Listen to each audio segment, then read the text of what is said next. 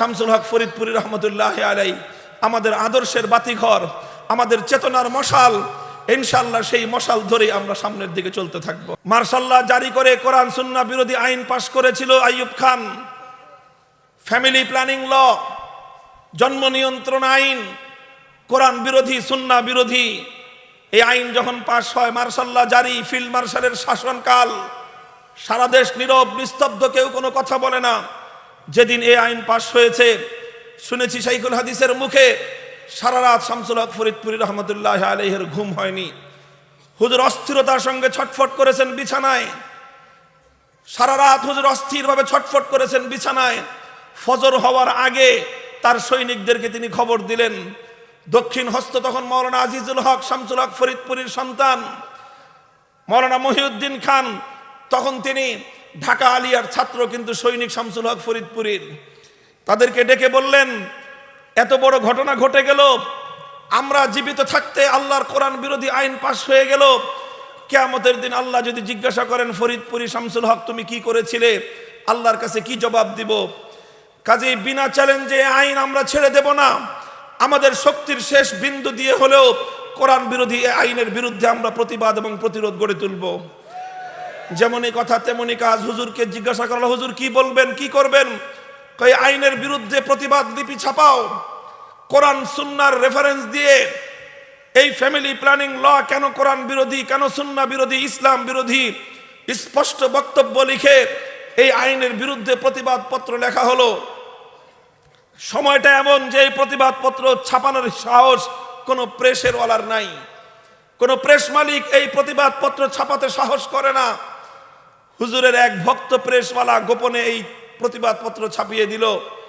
সেখানে হুজুর নিজের নামে এই প্রতিবাদ পত্র ছাপালেন, নিজে লেখা ছিল নাচির শামসুল হক, খাদেম, জামিয়া কোরআন আরাবিয়া, লালবাগ, ঢাকা, ঠিকানা সহ।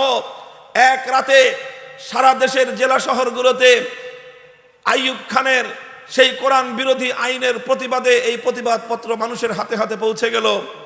গোটা দেশে আলোড়ন সৃষ্টি হলো, প্রশাসনে তোলপাড় হয়ে গেল।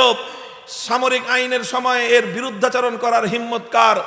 প্রতিবাদ পত্রে লেখা দেখে এখানে লেখা আছে যার নাম সিংহ শার্দুল শামসুল হক ফরিদপুরী।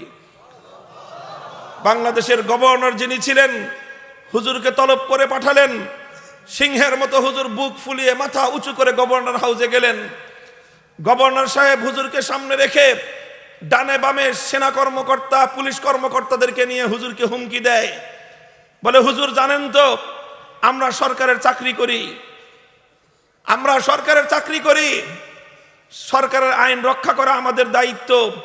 কেউ সরকারের আইন ভঙ্গ করলে তার বিরুদ্ধে অ্যাকশন নিতে, ব্যবস্থা নিতে আমরা বাধ্য হই।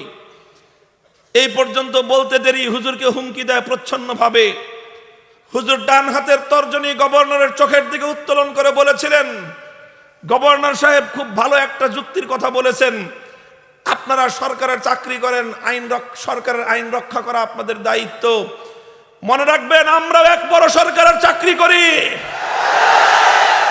মনে রাখবেন আমরাও এক বড় সরকারের চাকরি করি। সেই সরকারের আইন রক্ষা করাও আমাদের দায়িত্ব। সেই সরকারের কোন আইন যখন ভঙ্গ হয় তখন সেই আইনের মর্যাদা রক্ষা করবার জন্য মাথায় কাফনের কাপড় বেঁধে আমরাও ময়দানে নামতে বাধ্য হই। আমাদের এই চ্যানেলটি সাবস্ক্রাইব করুন। সাবস্ক্রাইব করার পর পাশের বেল আইকনটিতে ক্লিক করে ওয়ালে সেট করে রাখুন। ভালো ভালো গয়ালগুলি আপলোড করার পর সবার আগে দেখতে পাবেন। বাবা তোমার মতো করে না তো কেউ আদর, তোমার মাঝে পাই যে গুজে আমার সুখের চাদর। বাবা তোমার মতো করে না তো কেউ